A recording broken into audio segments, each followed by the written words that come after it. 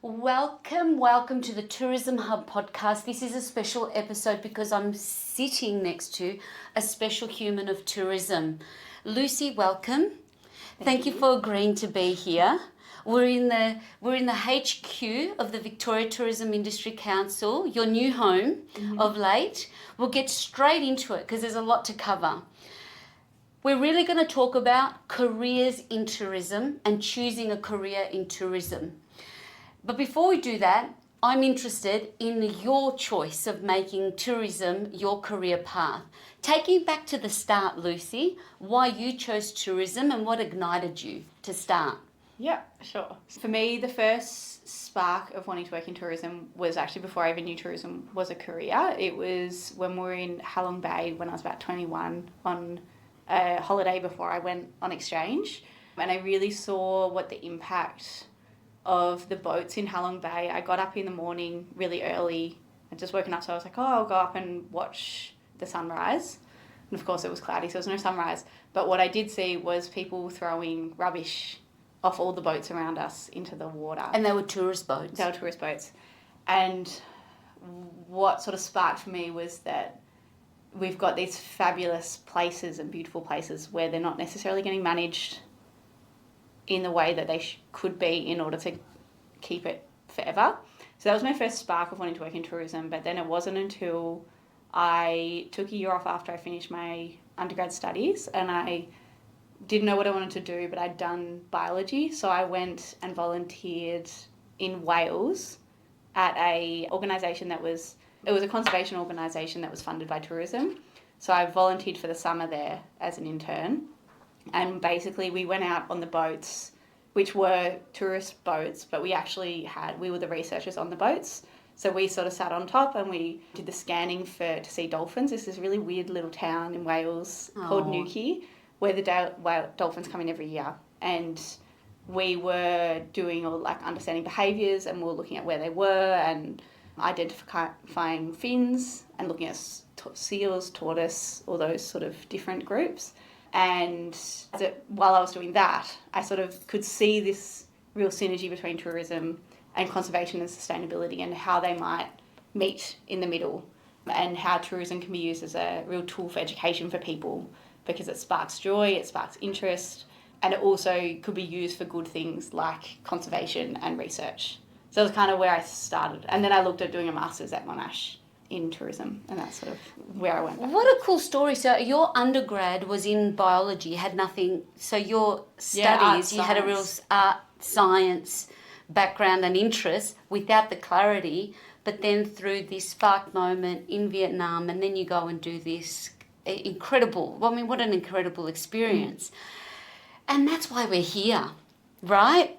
It's these moments that, you think of students that are going through their high school journey, tourism isn't really top of mind, but then here you are as a prime example of what a career in tourism can be led from any interest, but in your interest, particularly in conservation and now sustainability over tourism, and from what you saw as a 21-year-old, how incredible that that's what sparked you, there's something not right about what's happening here.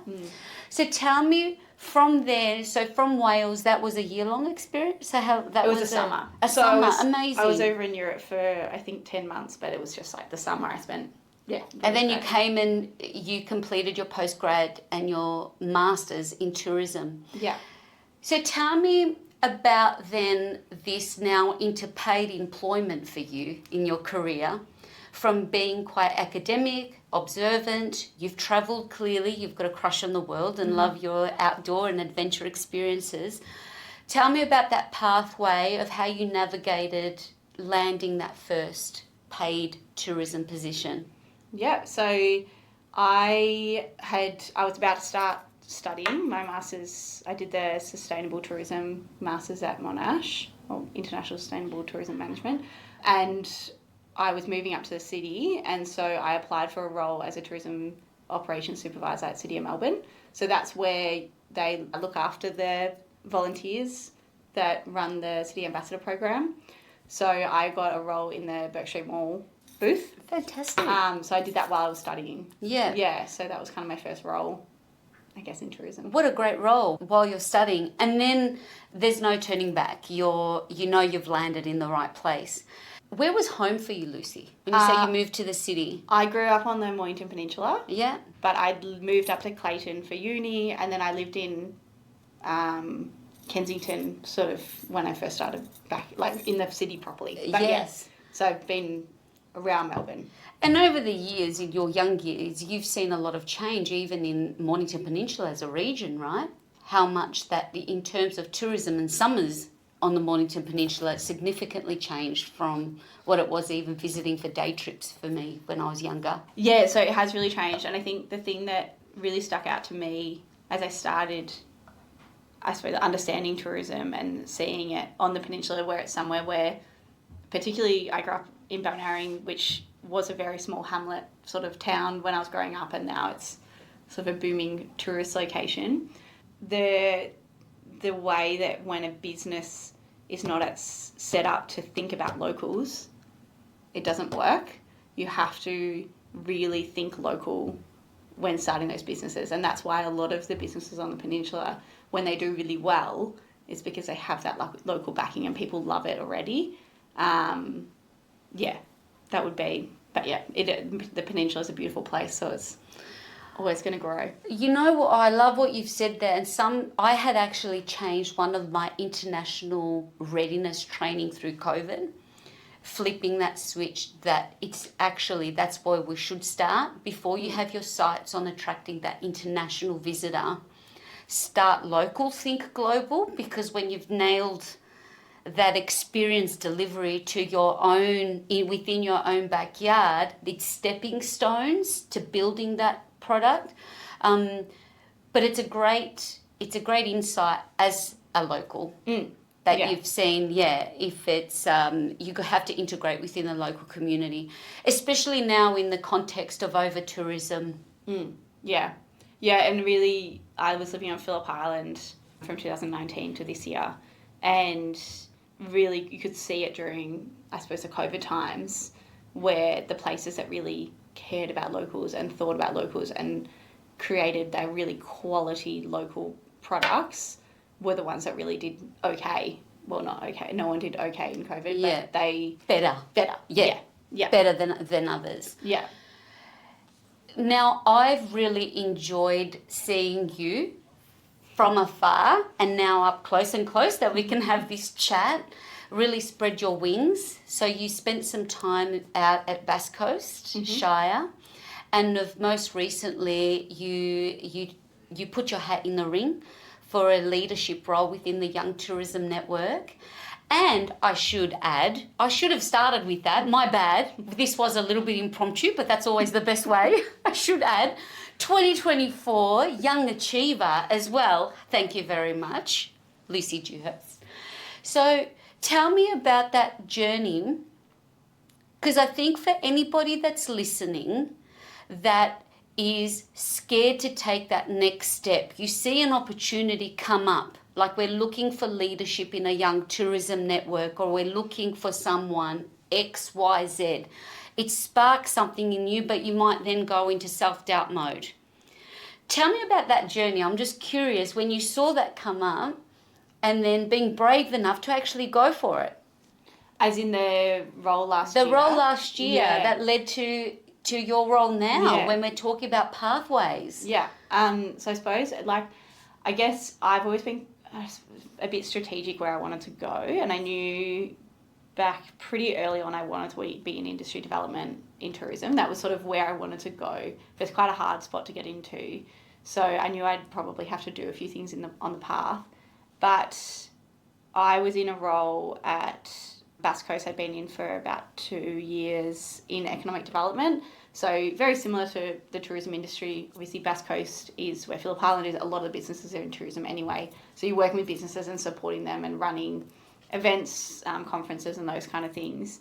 And I had connected back with the Young Tourism Network because I wanted to stay connected with tourism. And being in the regions, it's sometimes a bit harder to feel connected from that networking side. And I also wasn't in a tourism role. So I wanted to keep my foot in the door, but also practice my leadership skills run projects, those kind of things. So when we sort of had found out that we'd got the grant, or we were looking like we were going to have the grant, and there was going to be a role that would come up as part of that, I realised this was potentially my chance to step into industry development and step into a space that I wanted to be in. Basically, it was I identified VTIC as somewhere I wanted to work. I knew I'd be in the office there, wouldn't be working for them, but it was where I wanted to be. And Young Tourism Network had helped me so much on my career journey. I was like, it's a no-brainer for me. And so I really quickly spoke to my manager at Bass Coast and flagged it, that it was something that was coming up. It was a 5-month position. And I was lucky enough they sort of said straight away that they'd be supportive for me to take a secondment, which meant that it was sort of possible, because to take a 5-month role, that's incredible, when you're in an ongoing role, sort of is a bit crazy. But yeah, so I just sort of went, it's exactly what I want to do, and it'd be silly not to, really. There are a couple of things I love about what you've just shared, is that you had a strategic approach to your career development. You knew where you wanted to get to, but you also, the road wasn't straight forward.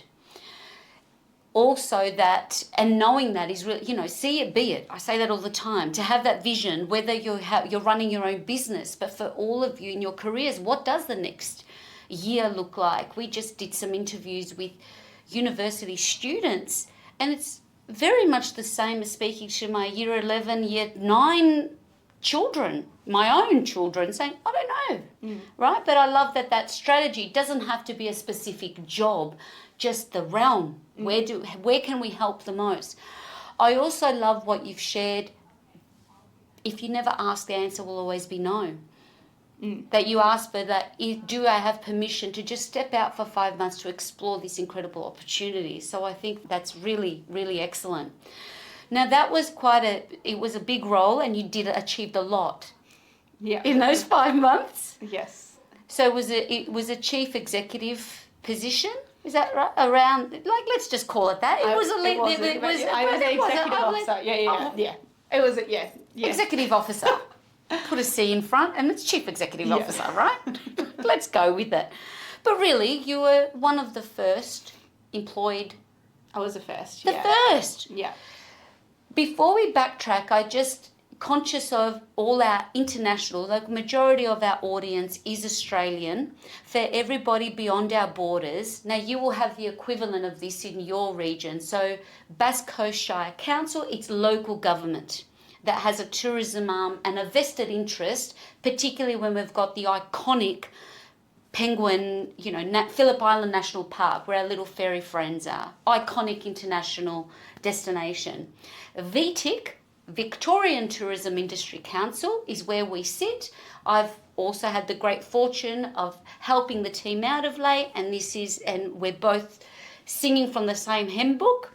And then there's YTN, the Young Tourism Network, is where Lucy joined as the first paid employee through it was a state government? Last year it was an Australian government Austrade grant. Amazing. And then now I'm funded for 3 years, or we're funded for 3 years with a role with the state government. Incredible. Yeah.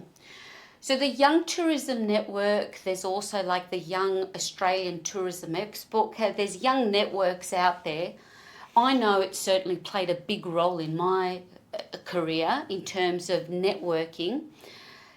Tell me a little bit about the Young Tourism Network and what the big, hairy, audacious goal of what was achieved last year first, before we lead into what's happening coming forward.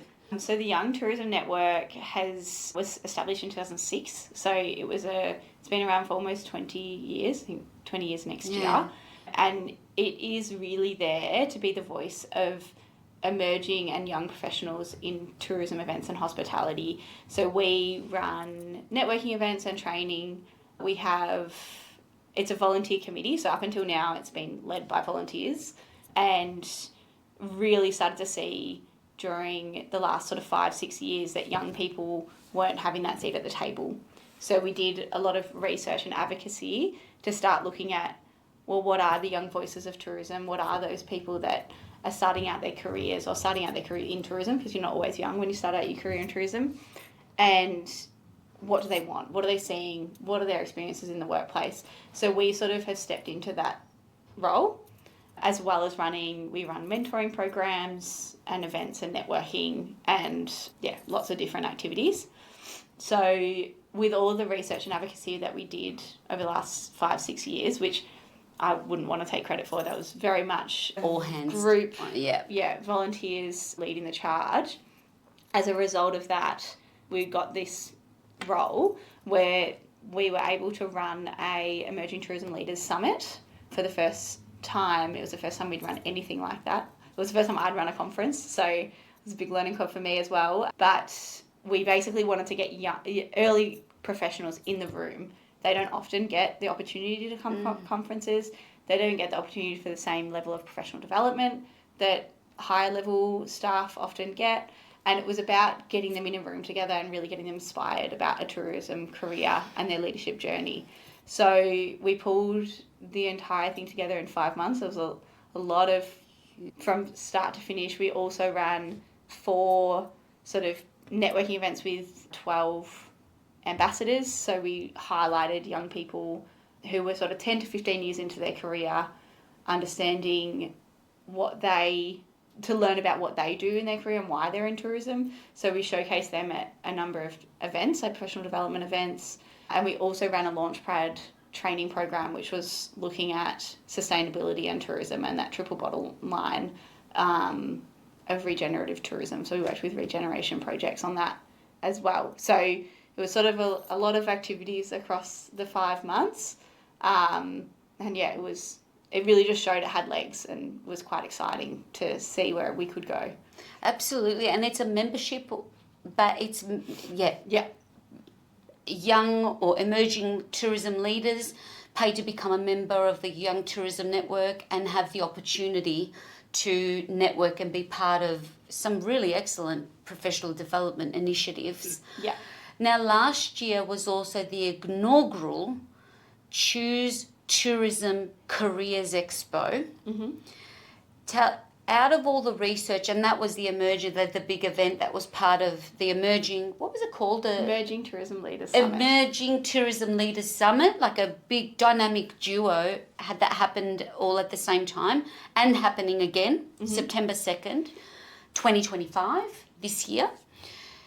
Tell me, when it comes to choosing tourism as a career, what did the research tell us, I guess, to lead into, like, we need an expo to showcase the depth and breadth and skills that we require in this industry? Can you talk to me a little bit about did the research tell us that our industry needed a Choose Tourism Careers Expo?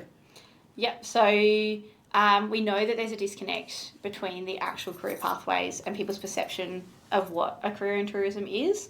So a lot of people saw tourism as this role that you have while you're studying, or you have for a moment in your career, and then you go off and do your actual job and career. So what we identified is that we actually need to be talking about the fact that tourism is a pathway that you can follow. It's an industry rather than a job pathway. We also, it was like knowing that we also need to flip the script on for businesses to start thinking that way too. So thinking about their staff who are coming in, looking at those front-facing staff, what are those opportunities to bring them in to the organisation further, or potentially upskill them and move them to somewhere else that's also in tourism.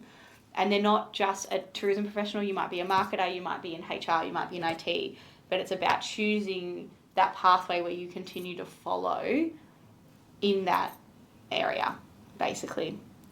And that's the best thing, I guess. Even you're a quintessential perfect example of like a pathway journey. It's not job led, it's career led. Following who can I help, what problems can I solve. In this journey and in these transitions, especially really stepping up of late and now joining again, did such a good job. It was a no-brainer that to lead us into we had the inaugural Choose Tourism Careers Expo last year and Emerging Tourism Leaders Summit. It's happening again next month. I guess, and just looking at broadly, in your looking back in what was the most challenging times for you in that trajectory, like where you needed to dig deep, face fear, face challenges. What could you think of? Like, what were some challenging times? I think, like, if I think about the most challenging time, was definitely getting made redundant at Destination Melbourne. Early on in my career, it was 2019. And I think I had just started realising that I wanted to not be in, I didn't ever really want to be in marketing, but I was in a marketing role. And I wanted to start shifting towards that B2B side. I sort of started to realise that in that organisation. And I'd started to do a few projects that were looking at what the industry wanted and how we could support them. Sort of started to try and dip my toes in there. But the business closed down. And so I had to find a job, basically. Like, I sort of was on this path and then was like, okay, we'll need to go and find something else. And so that's when I moved to Phillip Island and got a role at Phillip Island Nature Parks in a marketing position. And I think I really took a long time to reframe what that career shift was and where, I think that took me quite a while to sort of recover from. And even when we catch up with other people from Destination Melbourne, you can still feel it a bit. Like, it's still, I think, almost like a post trauma. Yeah. So I think for me, probably like the thing I'm always having to do, because I do have a tendency to take on too much and then go overwhelmed. So always reminding myself that it will be fine, like it all works out. And I think it's been really nice to sit now and go, well, back in 2019, that's what I thought I might want to do. And I was heading in that direction. And I've made decisions over the last 5 years that's got me back to where I am. And it wasn't necessarily the path that I thought I would be on. But I think, and it's sort of, I suppose that's from a broader sense, but also when I do projects, like I know I do good work, but I always will get overwhelmed and go, oh, I've done too much, or it's not quite right. But actually in reality, everything I do always sort of ends up fine. So I'm always, I don't know if that's like a good, but For me, look, that's like, I remember walking into a conference and Billie Jean, the famous tennis player, and she drops this, it was an Opa moment that it stopped me in my tracks and I got my notes out when these things happen, and it said pressure is a privilege because it means people are counting on you. So this overwhelm or this pressure, I mean, just like Lucy was also heavily involved in curating a program, a regional tourism conference, again, in 5 weeks. you're kind of attracting this, pressure cooker situations. Yeah. But I think it's also, that's growth, isn't it? Yeah. Like if you're not having those moments, and we're not feeling that sense of a bit, I mean, we don't like to sit in overwhelm, but if we don't like pressure, sometimes it just means I think personally, you're exactly where you need to be to keep on that green and growing journey. Yeah. And I think it's a bit of a reframe as well, because I actually think I used to get, I think I've put a lot of pressure on myself. Yeah. But I think what I've realised is I'm actually really good when I have a good deadline or I have something I really care about. I do a better job of my work. Yeah, and your back's up against the wall. Yeah. So it's sort of reframing it from I'm not doing a good enough job to no, actually I'm doing a good job. It's just I've taken on a lot. Yes. And I chose good reframe. Yeah. Good reframe. It is that self-talk to ourselves. Sometimes we go, would you not your best friend, even to a stranger you've just met, would you say that to yourself, Despina? Right? What we tell ourselves. So I like being a bit kinder is a good thing. So when you have that, so that's challenging times, clearly. I mean, I think the greatest gift there is that you saw, it got another step towards clarity. And I think going through a redundancy younger in your career keeps you, I think it's a terrible thing to go through, and having that was mine was Ansett. I don't know if anyone would even remember that. I was part of that cohort, but I think it also just keeps you always aware of impermanence. Sometimes we can become complacent in our environments, thinking that this is always, it's how it is and it's always how it was and how it will be.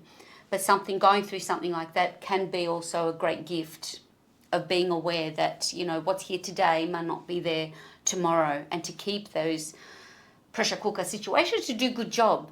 So if you think about, does one key thing as and there's an absolute highlight for you in your career, is there something that pops into mind in terms of your one oppa moment, aha?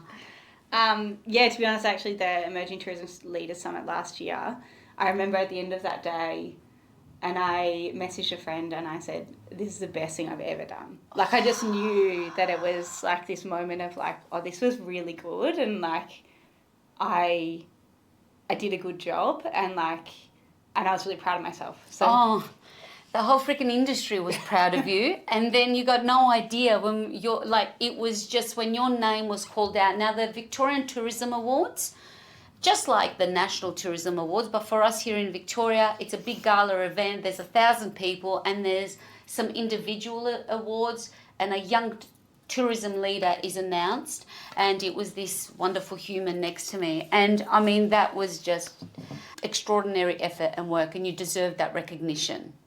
Well, the Choose Tourism, we've got a careers expo. I think it would be remiss of me to not ask you, fresh in it, and you're very actively involved within, you know, our young professionals and emerging professionals. Just advice, like looking back on your career and in those doubtful, unclear moments, what advice would you give your younger self? The best advice I think I've ever received, which I think is a lesson I'll continue to learn always, was I've just written down the Biscuit story. So it was, and my friends would laugh at me for this because, yeah, it's pretty funny. But it was when I was at Phillip Island Nature Parks, and I was, I'd had just like, you know, sometimes you get into that situation where you're just in so many meetings where you don't have time to actually do the work that you're supposed to do. And so I was just going from meeting to meeting to meeting, and I was never getting anything done, and I was very, very like overwhelmed, which obviously it's a bit of a trend. And I was sitting in this group there was 4 of us sitting in like a little section together, and my friend had, I don't know, a biscuit that she, you know, and I was heading into another meeting, and she was like, oh, are you okay? And she's like, have a biscuit. And I slapped it away, and I said, don't have time for a biscuit. And I went off to my meeting, and I was just like, oh, and came back, and someone had eaten the biscuit, so it was gone. And then I sat down with my friend, and I was like, she's like, what's a priority? And I said, everything's a priority. And we sat down, and I learned how to use Microsoft Tasks. And that's been a big game changer for me. And I often forget to use it, and then I'll be like, well, I've got too much on. And then I go back and I reprioritize what I'm doing. But I think probably, I guess that like the advice of that was that not everything can be a priority, and there's always time for a biscuit. Like, you're fine. Ooh. So, yeah, I think, yeah, and it's probably something I'll always learn. Yes. Throughout my career. Yes. Yeah. That's great. I think that task management also is a big game changer. I mean, I'm in that zone now. Again, reframing what are the tools that I'm using to manage really different tasks and projects working in my favour, and just rethinking about that, because I don't feel like it's working well for me lately. No. Yeah. So I'm just exploring, in that. So I really love that you've shared that. Just what tools are you using, whether it's Microsoft Tasks or Google's or your notes? What is it that you can just stay on track, and also just take time for the biscuit? Yeah. Because the biscuit refuels you. The biscuit, you need a bit of time out. And it's scheduling that. Like, I'm just trying to like schedule that time, because otherwise it just becomes one big clump of stuff that you know, and priorities. Yeah. And I guess it's also thinking about like there's people around you that are in your corner. Drop the mic, Luce. There you got this man. She's looking at you. Going, just take the biscuit. Yeah, you're fine. That's she's done you such a solid. That's someone in your corner. Yeah. I've been talking about who's in your corner since I've started boxing. Because you get smashed, and you need people in your corner like that. Have a biscuit. Have a biscuit. All right, excellence round. quickly. It's a bit of a tradition when I have guests. It's just wonderful to have you here today. So what was initially holding you back from launching this career? Was there anything holding you back when you realised, all right, I've done my biology and my science degree, I'm going to completely make this change and go and do a master's in tourism? Was there anything holding you back? Nah, I've always been kind of someone that follows what's happening. Solid. I know this is it. There was Yeah. nothing like, there was no like, oh, is this going to work out? I'm going to do more study. You were clear. I didn't want to study when I finished undergrad, but that's why I went overseas. I called it gap life. And I didn't want to go back to study until I knew what I wanted to do. And so that's where I guess like it was. And I actually also got into a master's over in WA in Albany, which was ecotourism. Yeah. But then a friend asked me to live with her in Kensington, and I said yes, and then I ended up at Monash. So I don't know. I just have always just kind of sliding doors. Yeah. It all is exactly works right. out. And aren't you glad you did it now? Like as someone that's just finished her postgrad now at 47, like anyway, kudos. Aren't you glad you've just done that? Yeah. Amazing. So we've done the best advice, a personal habit that contributes to your success. What's something that you do that no one else does, but it helps you win? Oh, I don't know. I surround myself with people that I am inspired by. So that's something I feel like I have really good friends, pick up people along the way, and also reminding myself that it'll always be fun, I guess. It'll always be fine. Yeah, and I think trying to keep that as a habit, it's fun. It's fine. Okay, and internet, you've shared Microsoft Teams. Any other app or tool, AI or non-AI, like any tool that is your go-to to help you stay on track? Yeah, I feel like Microsoft Teams and Planner, Task and Planner have always been my go-to. I think I dabble with ChatGPT, but I think I like what my brain says more than what they do. So, I think there's a whole other exploration. Just the stuff that is coming out from my students, from potential even for me as potential suppliers that I want to hire, it's not good. It's not good. Yeah. So we need to make a conscious effort to say, I love that, Lucy. It's really important. I think it's like this laziness, what's it going to do to our IQ? Yeah. I think there's definitely good things about it in terms of doing things that I don't like doing. Yes. But I also know that, and if I've got no time, I think it can be helpful. But if I know that I do my best work when I create the time to be creative and do those things and write, and it's important for us. And my work's better. So I don't know. Yeah. When ChatGPT does better work than me, then I guess we'll swap. Oh, look, collaborator, it's definitely become a great collaborator, but seeing complete outsource for creative work can have detrimental impact as well. Canva, actually, I do use Canva. Canva is a game Canva. changer. Yeah, Canva.